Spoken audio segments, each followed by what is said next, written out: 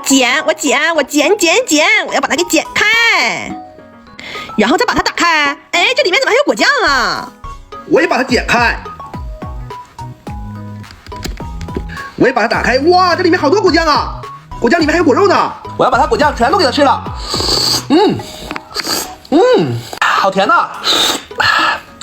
然后把皮扔了。错了，你吃错了，这辣平糖不是你这么吃的。那是怎么吃的呀？辣平糖呀，是吃表面这个皮儿，但是不能咽进肚子里，要嚼着，非常的解压。然后我要把果酱给它倒出来，我才不吃果酱呢，这么吃不对，应该吃这个皮儿，咬一口。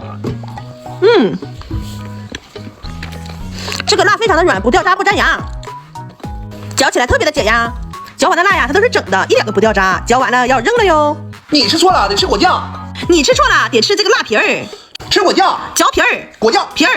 那我这里呀还有不同口味、不同形状的各种口味辣平糖。那接下来这玩意该怎么吃啊？是吃皮儿还是吃果汁呢？